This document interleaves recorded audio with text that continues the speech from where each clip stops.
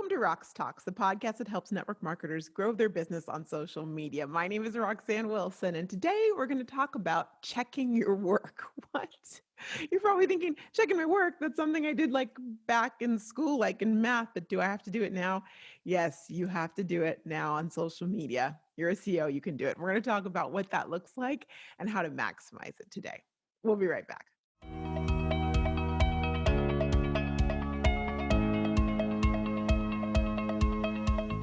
Are you in a community that's helping you grow your business on social media?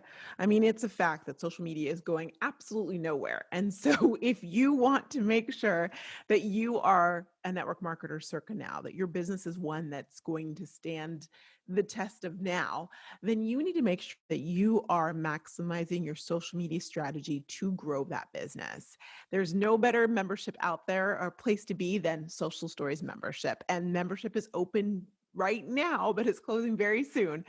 For more information, head over to socialstoriesmembership.com. Social Stories Membership is a place where network marketers have the ability to use a tried and true success blueprint to really grow your business circa now. All of the things that are going on in social media and ways to leverage them are taught to you step by step by step, as well as the growth that you get in a community. I could tell you more, but head on over to socialstoriesmembership.com and get all the information. I'd love to see you in the membership.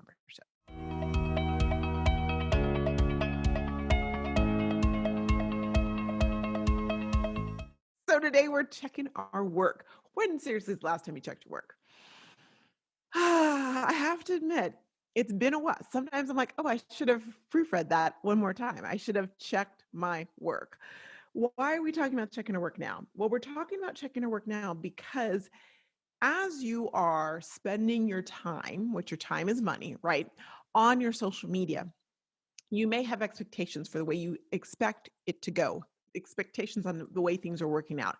And if you're simply saying, hey, I posted, I I did a video, where are my results? Then you are actually looking at the wrong person. The results are going to come from you, and they come from you only if you are evaluating yourself and checking your work. So we're going to talk about 3 ways that you can really check your work right now to see if what you're putting out there is even hitting where you want it to hit. Now, I'm going to assume that you know specifically who your target market is, not the whole market, but your target. You've drilled that down. And I'm going to assume that you already know your brand. If you don't, head on over to the website, Roxtalks Podcast, and go back and look at archives. And there are specific podcasts that are going to help you on getting your brand down and getting your target market down. So I'm assuming that you're there now. Okay. So now that you're there, awesome. My question for you is, how often do you actually go back and look at your work? And when I would say look at it, I mean really evaluate it. I recommend that if you are posting at least, let's say 2 to 3 times a week, 3 to 4, 2 to 3 times a week, you need to be reviewing 2/3 of your posts. Now, if you're posting once a week, you should be reviewing all of it. And if you post every day, then I recommend anywhere from 4 to 7 times a week, you should be reviewing half of your posts, half of your product you're putting out there. Yes, that's adding time to what you're doing, but the great news is as you evaluate it, it's going to make your trade, your craft, and what you're doing even more successful. So what are we looking for when we go back and we look at them? And really, you may be wondering, well, which ones should I be looking at? I would say a variety. Don't just look at one type of post all the time, right? So don't just look at your dog post every week. Take a look at maybe your dog post, your post about your business, a post about family. Take a look at a variety of them consistently.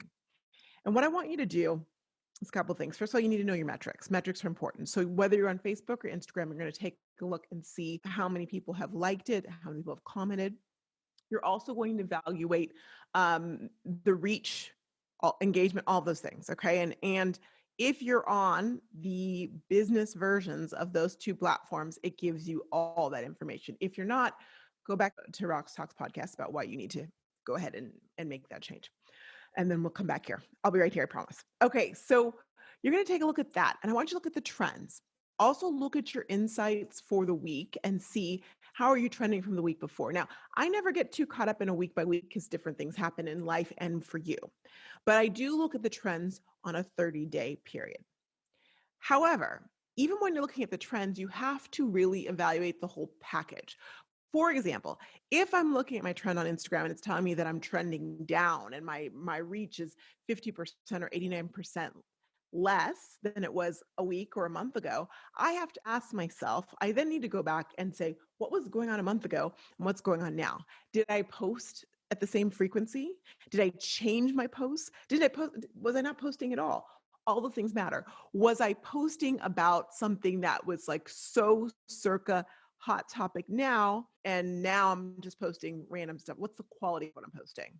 You have to look at all those nuances. Now, some of you are snoring already because you're like, Roxanne, I don't want to do all this. Well, if you want to be successful at social media and really figure out your skills so you know what you're doing and you can share it, you've got to do this. Okay. Now, the next thing you want to know, so you're going to be looking at and really evaluating your metrics. Now, I know that initially it might all seem like gibberish to you, and you might just look at, is it up or down? Okay. But as you look at it weekly, it's really going to become clear. The next thing I want you to look at is this. I want you to take the posts that did the best of the ones you've looked at of your database. So if you're looking at one a week, you're looking at you've got the one. You're looking at 2/3 or a half based on your frequency of what you're posting. Again, let me go back there. If you're posting from 2 to 3 times a week, you're going to look at 2 of those posts. If you're posting 4 to 7 times, go ahead and look at half of them. Then I want you to look at the most popular post that you did, and I want you to look at the least popular post that you did, and take each one of those and take a look at it. Now, I mean, like really look at it. Forget that you posted it and take a look. And first thing I want you to do is look at it and ask yourself, looking at it, is aesthetically pleasing? Is it something that's going to catch my eye? Now, aesthetically pleasing goes different ways on social media. It may be that it's so beautiful, I've got to look at it, or it's so outrageous, I have to look at it, or something was happening. I'm like, wait. So am I stopping the scroll with the picture or even the image for the video or the look of the video? If you're doing a video, if it's dark and dreary, is that going to make someone stop? Probably not. So you have to ask yourself, really look at it and go, would that stop the scroll? Start with the picture. Okay. Then once you've looked at the picture, I want you to look at the first 3 to 10 words. Okay. First sentence. Most people call that an attention grabber. Ask yourself, would that stop the scroll? I mean, really ask yourself. Not reading anything else, say, if I just read the first 3 to 10 words, would I stop and say and see what else does Roxanne have to say? Or be like, okay, thank you, next. If you cannot really confidently say, yeah, I would stop from that, then you need to reevaluate what you might do for that attention grabber. Same way, if you're looking at the picture and you're going, or the video screenshot, and you're like, no, then ask yourself, the next time, what could I do to change that? Okay, so you're evaluating these things, and you should be writing these down as you do it. Okay, so you're going to write down image, yay, nay. And if nay, what could I do to make it a yay? First 3 to 10 words, yay, nay. And if nay, what could I do for a yay? Then I want you to actually read it. Now, before you read it, I want you to just look at it. Does it look heavy or does it look light? I don't mean in the tone, but in just the look of it. If it actually looks heavy, by that I mean words are all scrunched together and it's super long and it's like one long sentence, or it looks like that, or one long paragraph, that's heavy. Guess what people don't like to do when they're scrolling through social media? They don't want, if it looks like it's going to be hard to read, then they're not going to read it. Is it spaced out? Is it in a way that's like, oh, that's light, I could read that. It's a fast read. Makes a difference. If it looks heavy, ask yourself how you can lighten that puppy up. Okay. And just write down, I could do XYZ. The next thing I want you to do is then read it. Actually read it. And as you're reading it, ask yourself, did I lose? Was it repetitive? Did I have typos? Did I take a long time to get to the point? Did I actually engage them, or was I just telling them what I wanted to tell them about my life? Did I ask questions, right? And I go into, like in Social Stories membership, we go through attention grabber. We go through how to stop the scroll and we do exercises on this. So this is just kind of but this will get you going. Okay. So you're going to really take a look at that and be honest with yourself. And the last thing you're going to look at is, how did you end it? Did you end it asking for or instructing someone to have some type of action? I call it a call to action. Is there a call to action? Is there a point to it? Is there a call to action? Like, when I read that, am I supposed to, is it clear what I'm supposed to do next? And you're like, you might be thinking, well, what could it be? Well, is it clear that I should like or comment? And not because you tell me to, but because of something not because you say like or comment, but there's something that occurred, right? That makes me want to do that. Do I know that I need to find more information and where to go? Do I have my next marching orders? Because if I don't, I'm just going to look at the next thing. Ask yourself. And if you don't, then ask yourself what you could have added to it. Okay, so now you probably have, I'm going to guess 4, 5, maybe 10 things you would change about it, correct? What do you do with that? What do you do with that? Now remember, you're doing this for your best one and you're doing this for your worst rated one, okay? And you're looking at those things. Now, once you've done that, what I want you to do is then choose one thing, not all of the things. You're like, but I have a list, Roxanne. It's long. Pick one thing, one aspect that you could do better. And then as you do your content for the next week, that's the one thing you're focusing on. So if it's like, I need to get better at my pictures, Lordy, my pictures need to be fixed, then work on that. If it's, I need to really focus on the first 3 to 10 words, work on that. If it's, I need to work on my call to action, work on that. But make sure that you add and incorporate just one thing. You're going to want to fix it all. I know there's time to fix it all. If you hone in on that one thing and make that your focus for the next week, it'll be pretty magical. Now, I didn't mention hashtags. You should check and make sure you've done hashtags. We could go down a whole nother road with hashtags, but hashtags should be in there. And of course, you can evaluate those as well too. A big proponent of Smart Hash. I'll put the link down on the page so you can grab that. It's a great way to keep track of and manage and see how they're doing. Okay. So that is what you're going to do to evaluate your content. As you're doing that, I guarantee that your content is going to get better. When your content gets better, what happens? You connect more with your target market. And when you connect more with your target market, they are more deeply in your funnel, which means that they are going to like your things, right? They're going to like you. You're going to be able to get them on your list. When you get them on your list, they're going to join you in business, buy your product, or be your biggest cheerleader and connect you with all sorts of wonderful people. It's not brain science. It's not rocket science, but it is science to figure out how to get this right and to be really consistent about it. One of the things we don't do is we don't evaluate. We just keep spewing out content. And if you keep just spewing out content without focus on it, it can really be to your detriment. Now, I understand there's certain things that you're like, but Roxanne, I looked at it. I think it looks good. I need help with that.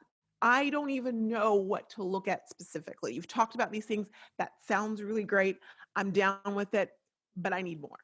Well, then let me make sure I invite you to Social Stories membership, which is currently open. In fact, at this point, as you're listening to this, it's open for like one more day, but I'll tell you what I'll do. I'm just saying this out loud. It's coming to me while I'm recording. What I'm going to do for you, since you may be listening to this a little bit later in the week and I want you to have an opportunity to join, is I will put a super secret link for Roxtalks podcast listeners on the episode page for this episode. Okay.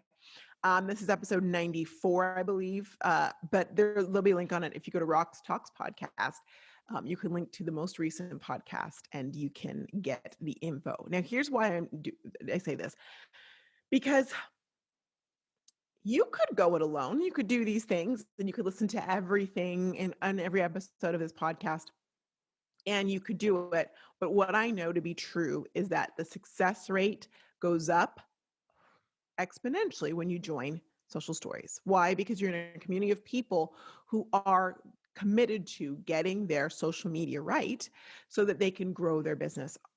And you have me. And I don't say that to be like, oh, but I mean, my passion is you.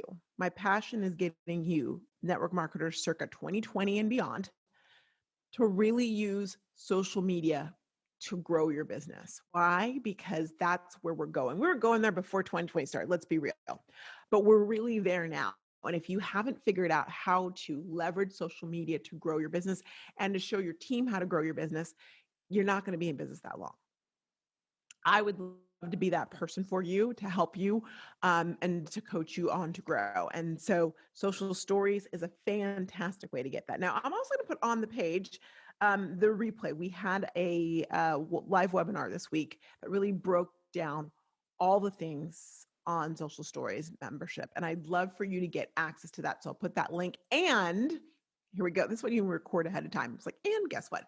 And I'm also tomorrow, if you're listening to this on Wednesday, tomorrow, which would be for you the 24th of September, I am doing a live Q&A at 9:30 Pacific time to really break down and answer any questions you might have about Social Stories membership. I don't want you to go into the last quarter of the year. Yes, we're almost there, without a real vision and understanding of where you're going when it comes to your social media. I want you to hit the ground running. You know how I feel about this. It is a critical time. The last quarter of the year is critical, not only for this year, but also for next year. It positions you well, and it ends and puts a bow on an interesting year, doesn't it? That is not going to happen if you try and just juggle all the things and figure it out. It will happen if you commit to your social media, commit to social stories. It works, it works, it works, and it'll really help you. If you'd like more information on this, as I mentioned, you can go to roxtalkspodcast.com and you'll see information there on the episode. And let me also just say, you can also get information on how, on being there live. It is going to be on Facebook, on the Roxtalks podcast Facebook page on Thursday. So I can answer any questions that you have. Open book. All right. We will be right back with a tech tip.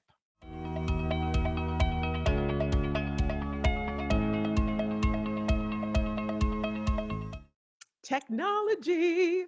Don't know why I felt like I was going to sing that, but I just felt like I needed to. I wanted to talk to you about technology because what I'm noticing, your tech tip this week is to pace yourself, young grasshopper.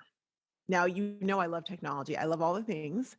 Uh, but I want you to pace yourself because what I see happening, there's a lot of great new technology apps and things coming out, and you might be like, yes, this is going to be great for my business.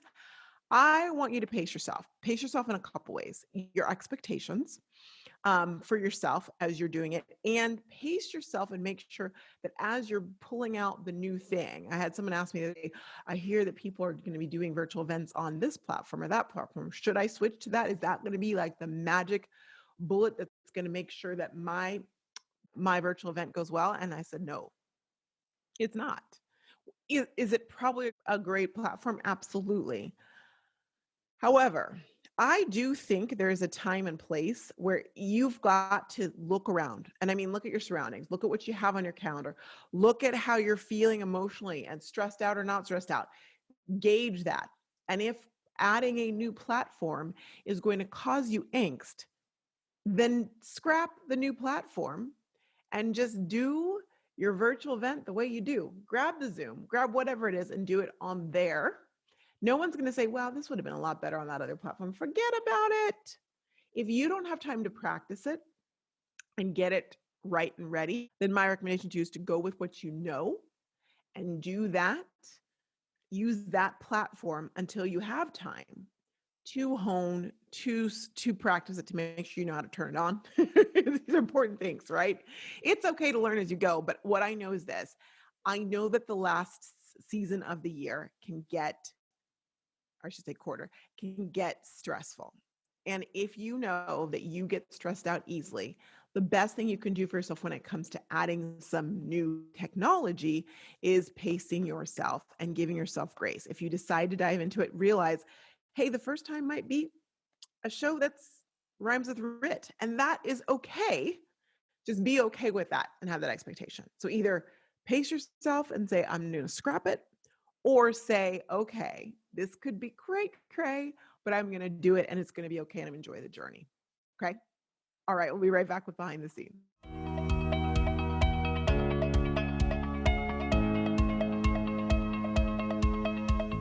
Well, it is the 17th of September when I'm recording this. And I mentioned that to you because the 17th of September is also exactly 6 months until my birthday or from my birthday. It's the midway point.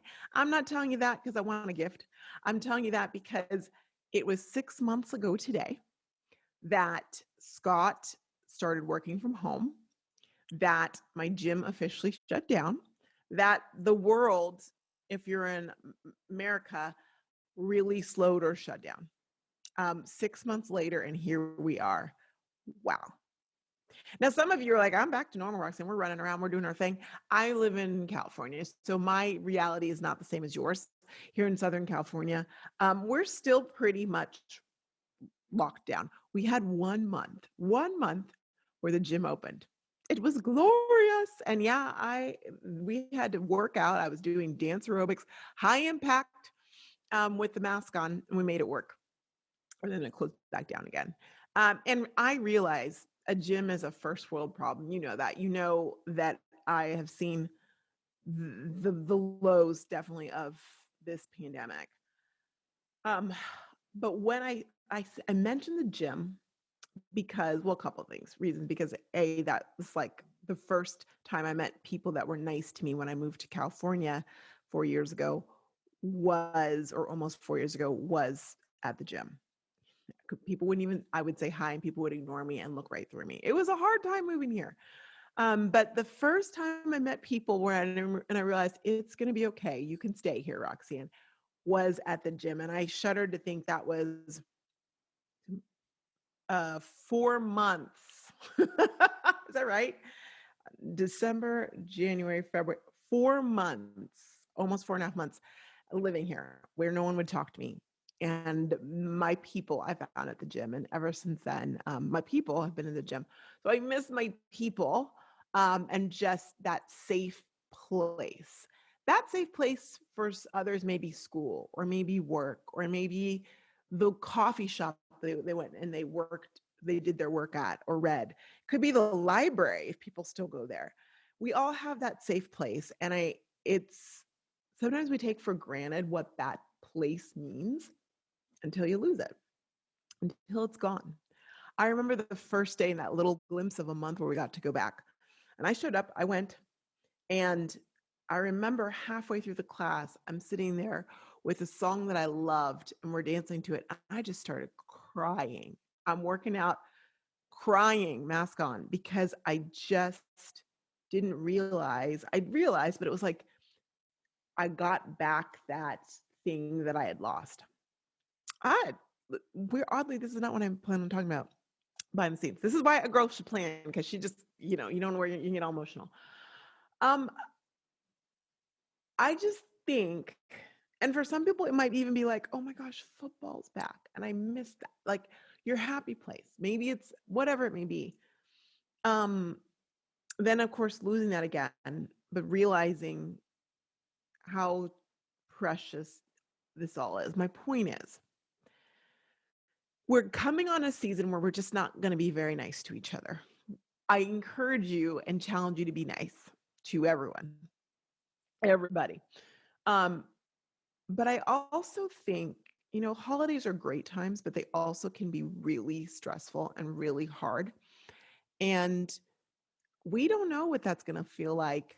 Holiday, election, and pandemic all rolled into just a 3 month, 2.5 month sandwich. Take it. It's going to be interesting.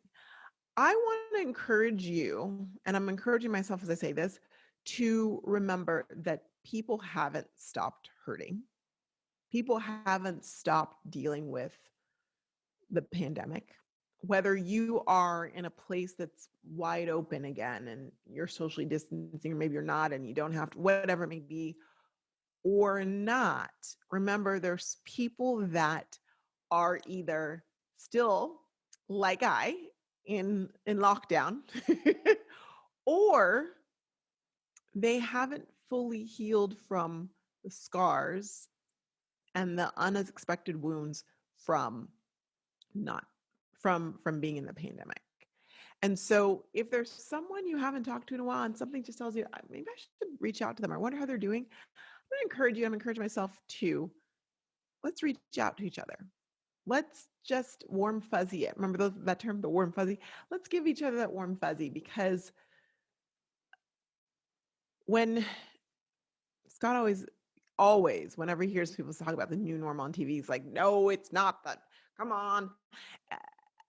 I don't know if you ever get your innocence back. In fact, I think you don't, right? Isn't that the whole thing? Like when you lose your innocence, you lose your innocence.